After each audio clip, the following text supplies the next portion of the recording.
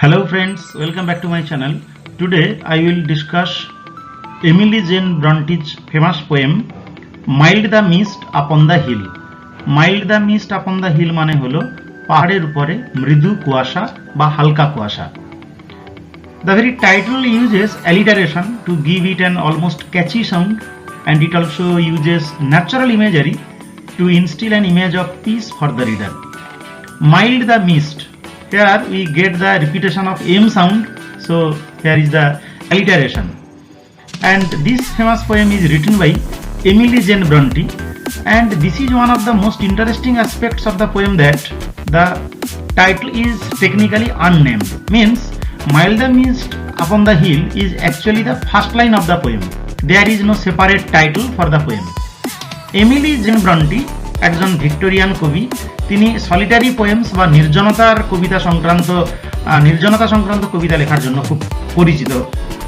Mild the mist upon the hill কবিতায় কবি Emily Brontë খুব সুন্দরভাবে এক মেঘলা বিকেলের চারপাশের নৈসর্গিক দৃশ্য বর্ণনা করেছেন। প্রাকৃতিক দৃশ্য যখন তিনি বর্ণনা করছেন, তখন তার শৈশবের ঘটনাগুলো বা শৈশবের যে স্মৃতিগুলো, সেগুলো তার মনকে খুব নাড়া দিচ্ছে এবং তিনি দুঃখ ভারাক্রান্ত হয়ে উঠছেন। এই প্রেক্ষাপট তাই অতীত এবং বর্তমানের একটা মিশেল তৈরি করে এই কবিতায়। But before going to the text and its discussion, let me discuss a few things about the poet. Emily Jane Bronte was born in 1818 on 30th July, and she was born on Thornton near Bradford in Yorkshire. However, she died in 1848 only at the age of 30. She died of tuberculosis. However, Emily Jane Bronte was an English poet and novelist, best remembered for her only novel Wuthering Heights. এই Wuthering Heights উপন্যাসটির জন্যই তিনি কিনা মূলত বিখ্যাত হয়ে রয়েছেন। And long considered a classic of English literature. This novel Wuthering Heights এটা ইংরেজি সাহিত্যের একটি ক্লাসিক এক্সাম্পল বলে মনে করা হয় উপন্যাসের ক্ষেত্রে। ফলে ভিক্টোরিয়ান যুগের ওমেন নোভেলিস্টদের মধ্যে তিনি একজন উল্লেখযোগ্য নাম। যাই হোক, তার অন্য দুজন বোনও সমানভাবে প্রতিভাশালী ছিলেন এবং ভিক্টোরিয়ান ওমেন নোভেলিস্টদের তালিকায় তাদের নামও আসে। They are Charlotte Bronte and Anne Bronte. Emily Bronte তার প্রথম কবিতা প্রকাশ করেছিলেন 1846 সালে, তার কাব্যগ্রন্থ poems. 1847 Emily published her novel this Wuthering Heights, and this was the magnum opus. Some of her famous poems are Come Walk With Me, A Day Dream, How Beautiful the Earth Is Still, Love and Friendship, etc. Now let us know about the text. In this poem, the blue mist that surrounds the distant mountains reminds the poet of the happy days of youth and childhood that she has left behind. She has described the landscape. She shifts from present moment to the past and then to the present again. So there is the constant shifting from present to past. বর্তমান থেকে অতীতে এবং অতীত থেকে আবার বর্তমানে ফিরে আসা এই কবিতায় কিন্তু ঘটছে। Now let us read the poem. Mild the mist upon the hill, telling not of storms tomorrow. No, the day has wept its fill, spent its store of silent sorrow. ফলে এটা হচ্ছে first stanza. Mild the mist upon the hill মানে পাহাড়ের উপরে হালকা কুয়াশা বা মৃদু কুয়াশা। Telling not of storms tomorrow, আগামীকাল কোনো ঝড়ের কথা বলে না। এখানে টেল মানে ফোরটেল, আগাম বা ভবিষ্যৎবাণী দিচ্ছে না। অর্থাৎ পাহাড়ের উপরে এই যে মৃদু কুয়াশা বা হালকা কুয়াশা, আসলে কুয়াশা কি? কুয়াশা হচ্ছে a condensed vapour setting on the surface. একটা হালকা যে জলীয় বাষ্প, তাকে কুয়াশা আমরা বলি, যেটা পাহাড়ের উপরে ভেসে বেড়াচ্ছে হালকাভাবে, সেটা আগামীকাল ঝড়ের কোনো পূর্বাভাস দেয় না। No, the day has wept its fill, না দিনটি প্রাণ ভরে কেঁদে নিয়েছে। ফিল মানে পরিপূর্ণভাবে, মেক ফুল। হ্যাজ ওয়েপ্ট কেঁদেছে। Actually the day has been personified here, দিনকে এখানে যেন ব্যক্তিত্ব আরোপ করা হয়েছে, দিন যেন কেঁদেছে। And spent its store of silent sorrow, এবং খরচ করে ফেলেছে বা উজাড় করে দিয়েছে তার নীরব দুঃখের সঞ্চয়। স্টোর মানে সঞ্চয়, সাইলেন্ট মানে নীরব দুঃখ। আসলে কবিতায় এইভাবে কবি যেন প্রাকৃতিক দৃশ্যকে যখন ভাবছেন তখন তার নিজের যে কন্ডিশন তার সঙ্গে তিনি ইকুয়েট করছেন। তাহলে এখানে ওয়ার্ড মিনিংগুলো আমরা দেখে নিই। হ্যাজ ওয়েপ্ট মানে হ্যাজ সেড টিয়ার্স, সরো মানে আমরা জানি স্যাডনেস, দুঃখ। আসলে দিনেরও যেন কিছু দুঃখ থাকে, সেই দুঃখগুলোকে দিন কেঁদে সম্পূর্ণভাবে খরচ করে ফেলেছে বা উজাড় করে দিয়েছে। Actually the poem immediately attempts to create a peaceful and natural image for the viewer. আমরা যেন চোখের সামনে দেখতে পাচ্ছি a misty hilltop. The image works well to frame a poem. The rest of the verse uses personification to create a metaphor for the daytime, suggesting that rainy days are sorrowful ones because the day has wept its fill. The alliteration continues in the very final line, silent sorrow, spent store silent sorrow. দেখো S S সাউন্ডের repetition আসছে, তাই এই last লাইনটাই কিন্তু আমরা দেখছি alliteration অলংকার রয়েছে।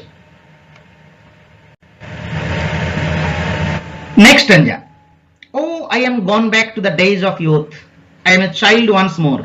And neath my father's sheltering roof, and near the old hall door. Oh, I am gone back to the days of youth. Oh, আমি ফিরছি সেই দিনগুলিতে, ছেলেবেলার বা যৌবনের কৈশোরের আমার দিনগুলোতে আমি ফিরে যাচ্ছি। গন ব্যাক মানে I am return to those days. কবি আসলে ফিরে যাচ্ছেন। দেখো আমরা প্রেজেন্টে ছিলাম, কবি দাঁড়িয়ে যেন পাহাড় দেখছিলেন, পাহাড়ের উপরে কুয়াশা জমেছিল, আর এখন তিনি তার যৌবনের দিনগুলোতে বা কৈশোরের দিনগুলোতে যখন সে তার বাবার কাছে থাকতো সেই দিনগুলোতে চলে যাচ্ছেন। I am a child once more, আমি হয়েছি আরো একবার শিশু। And neath is the poetic use of beneath, beneath মানে নিচে। And neath my father's sheltering roof, আমার বাবার নিশ্চিন্ত ছাউনির নিচে বা ছাদের নিচে। এবং শেল্টারিং মানে আশ্রয় দানকারী বা নিশ্চিন্ত ছাউনি যাকে বলা হচ্ছে, সেই ছাউনির বা ঘরের ছাদের নিচে। অ্যান্ড নিয়ার দ্য ওল্ড হল ডোর, আর পুরনো হল ঘরের দরজার কাছাকাছি।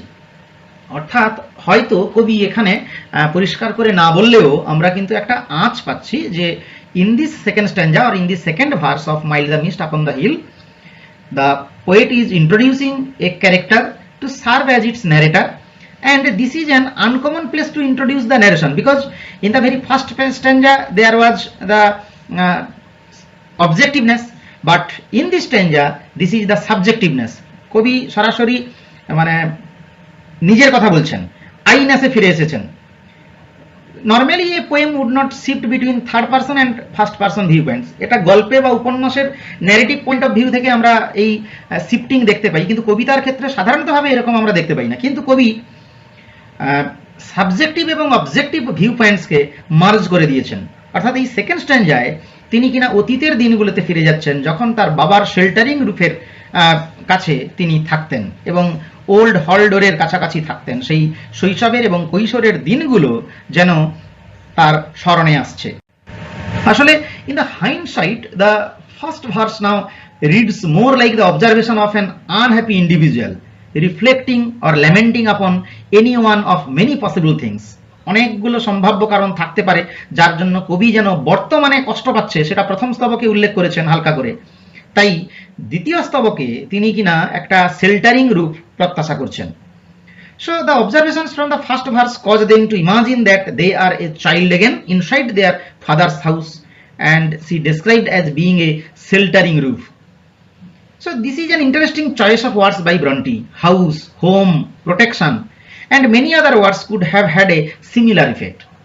The use of the word sheltering, however, suggests a need on the speaker's part, an innermost desire, the need to feel safe.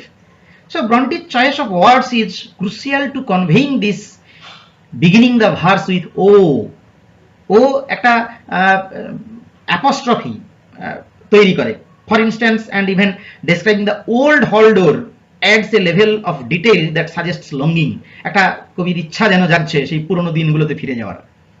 Something about the simple view held by the speaker makes them feel both nostalgic and unsafe. Though the poem continues to maintain its earlier theme of sorrow and of finding peace despite it.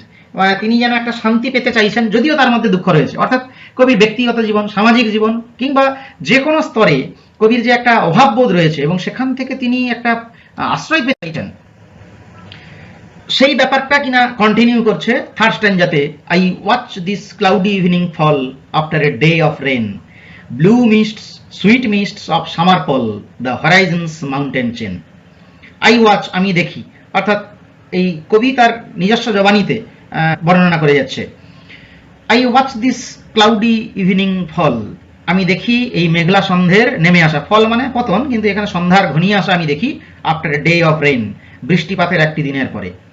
Blue মিস্টস নীল কুয়াশা, sweet mists of summer পল গ্রীষ্মের মেঘের আবরণের মিষ্টি কুয়াশা, the horizon's mountain chain পর্বতমালার দিগন্ত রেখা ধরে, দিগন্ত রেখার পর্বতমালার উপরে যে pall, pall means thick cloud, ঘন মেঘকে বলা হয় পল। আর হরাইজন হচ্ছে the line or imagine line at which earth surface and the sky appears to meet, মানে এমন একটা রেখা যেখানে মনে করা হয় আকাশ মাটির সঙ্গে মিশে গেছে। সেই দূরে দিগন্তে যেন পর্বতমালা যেখানে রয়েছে, পর্বত শ্রেণী যেখানে রয়েছে, সেখানে এই মেঘ এবং মেঘাচ্ছন্ন কুয়াশা, মৃদু কুয়াশা কবি দেখতে পাচ্ছেন এবং সন্ধ্যার ঘনিয়ে আসা তিনি নিচ্ছেন।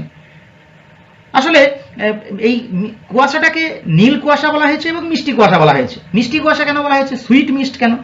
The mist is referred to as sweet because it reminds the poet of the happy memories of her youth and childhood days. তার যৌবন এবং শৈশবের সেই সুখকর স্মৃতিগুলো এবং সুখের দিনগুলোর কথা তাকে স্মরণ করিয়ে দিচ্ছে, যে দিনগুলো তার কাছে কিন্তু খুব সুন্দর মিষ্টি ছিল।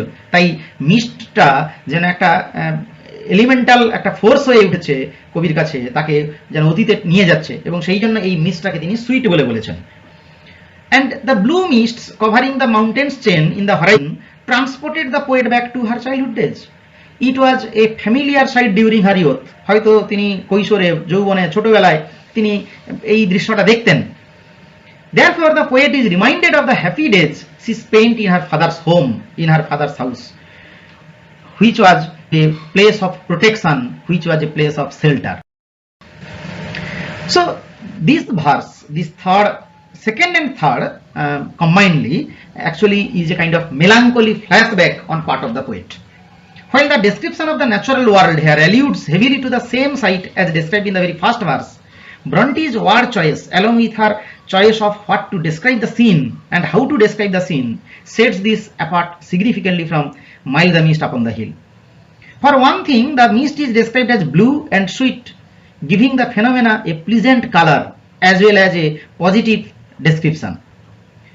The pall of the fog means a thick cloud of the fog, normally a word with negative connotations, is prefixed with the word summer, summer pall, which gives the entire verse a pleasant, কারণ গ্রীষ্মকাল হচ্ছে আরামের ঋতু, sunny kind of feeling, a kind of pleasant feeling.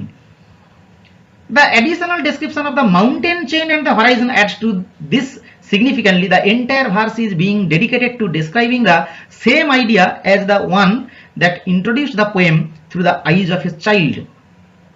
No, not completely child, of course, would see a misty morning and think that the day has taken a break from the weeping. And so it makes sense that the third verse focuses a great deal more on positive physical descriptions than emotional connotations and metaphoric meaning. There are lots of figures of speech like alliteration. The damp stands in the long green grass, as thick as morning tears, and dreamy scents of fragrance pass that breathe of other years. This is the last stanza, fourth verse. The damp, damp মানে আর্দ্রতা, ভিজে, স্যাঁতস্যাঁতে ভাব, stands in the long green grass, দীর্ঘ সবুজ ঘাসে লেগে আছে আর্দ্রতা, স্যাঁতস্যাঁতে ভাব। as thick as morning tears, এত ঘন যা যেন সকালের চোখের জলের মতো মনে হচ্ছে, সকালের অশ্রুর মতো মনে হচ্ছে, এত ঘন। and dreamy scents of fragrance pass that breathe of other years, আর মিষ্টি সুবাসের স্বপ্নালু গন্ধ ভেসে যাচ্ছে, যেটা ছড়িয়ে দিচ্ছে বা যেটা ব্রিথ করছে, যা শ্বাস দিচ্ছে অফ আদার ইয়ার্স, বিগত দিনের কথা বা অন্যান্য বছরগুলোর যেন সুগন্ধকে বয়ে আনছে। আসলে কবি এই যে এত সুন্দর করে এই ফোর্থ স্ট্যান্জায় ফ্র্যাগ্রেন্সের উল্লেখ করেছেন। The fragrance refers pleasant smell in the air after rain. This is the physical smell as if, but the smell transports the poet back to her childhood days. So it has been described as dreamy, মানে সুবাসের স্বপ্নালু গন্ধ, মানে dreamy sense. কি fantastic use কবি এখানে করেছেন। So this is one of the most interesting aspects of this verse বা stanza is that the narrator is once again absent and the reader instead experiences another third person observation of the scene. This makes it very difficult to tell is the speaker viewing the scene through eyes or through the eyes in the past. বর্তমানে তিনি এই দৃশ্য দেখছেন নাকি অতীতের চোখ নিয়ে তিনি দেখছেন। That the dew is once again described as morning tears. এখানে মর্নিং টিয়ার্স যেখানে বলা হচ্ছে, মর্নিং টিয়ার্স মানে সকালের অশ্রু, মানে আসলে তিনি ডিউ বা শিশির বিন্দুগুলোকে বলছেন যেগুলো ঘাসের আগায় লেগে আছে। While the dreamy sense suggests a kind of fragrance, this verse instead appears to combine the two perspectives and imagine each individual strand of long green grass as giving of the scent of other years. অতীতের দিনগুলো তার কাছে চলে আসছে। So the abstract nature of this verse gives the poem a very open-ended conclusion and the combined perspectives offer to contribute to this. The first line of the verse describes the scene physically, the second line describes it from more dreary perspective, and the third line provides a more positive outlook, and the final line is of a very natural tone. The final verse actually effectively encompasses themes of sadness, of innocence in childhood, and of trying to break away from hardships, if only temporarily. আসলে আমাদের জীবনে এত কষ্ট আসে, দুঃখ আসে, যন্ত্রণা আসে, একাকিত্ব আসে, সেখান থেকে কিছুক্ষণের জন্য আমরা স্বস্তি পেতে চাই। আর সেখান থেকে স্বস্তি পাওয়ার একটি উপায় হলো আমাদের এই nostalgia and going back to the childhood days আর remembering the very sweet memories. So the poem in a format of story being told here, that the theme is a kind of realistic. Theme is realistic, and it seems like that this was Bronte's intention to describe a state of being more so than to tell a story.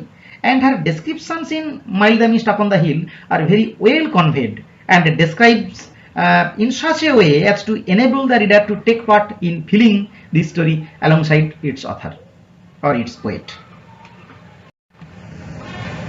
বন্ধুরা, আমরা এখানে যে কঠিন শব্দগুলো পেলাম একটু দেখে নাও। ফিল মানে হচ্ছে মেঘফুল, neath means abbreviated form of beneath, নিচে।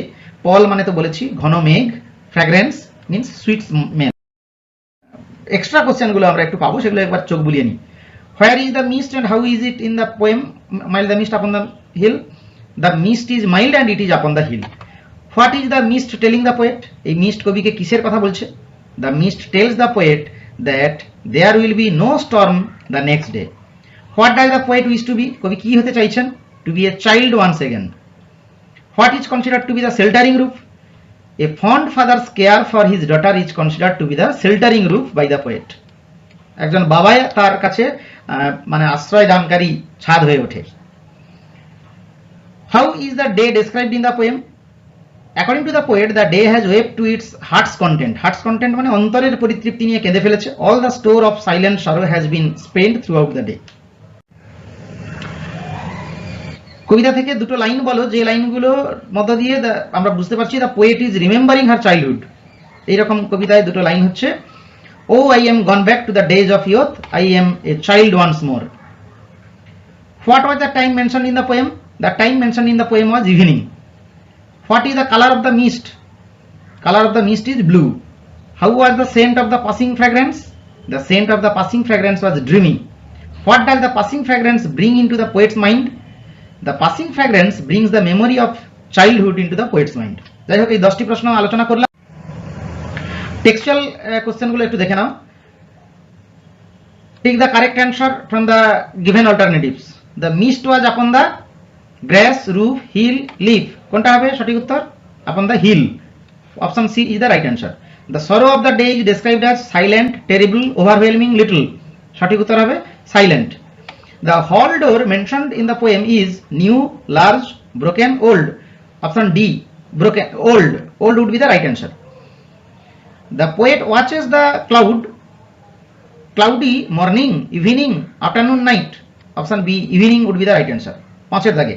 The color of the mist is grey, white, yellow, blue.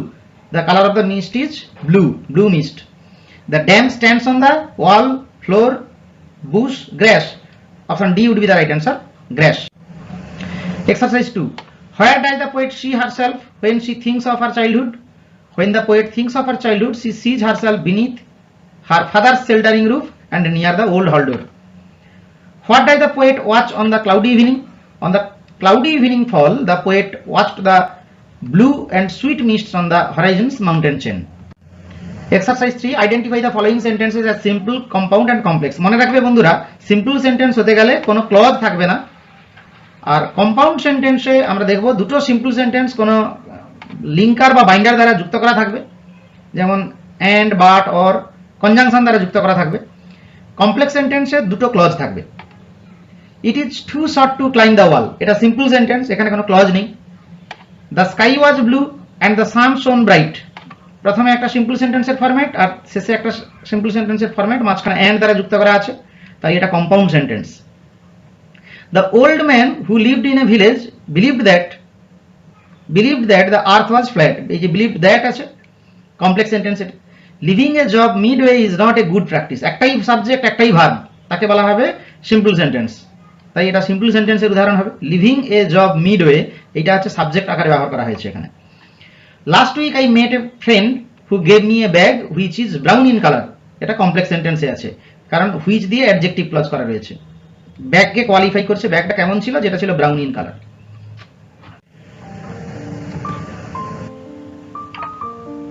Exercise 4 তোমাদের জন্য রয়েছে, do as directed.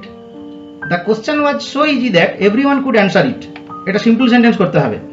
The question was too easy to answer, so that থেকে টু টু দিয়ে transform করা। তোমরা যদি এটা নিয়ম জানতে চাও তাহলে আমার টু টু থেকে সো দ্যাট গ্রামারে দেওয়া রয়েছে, অনেকগুলো রুলস দেওয়া রয়েছে, অনেকগুলো টাইপ দেওয়া রয়েছে, 7-8টা টাইপ রয়েছে, সেগুলো দেখে নিও। A friend in need is a friend indeed, a friend in need is a friend indeed, এটাকে কমপ্লেক্স সেন্টেন্স করতে বলেছে। এ friend who is in need is the friend indeed,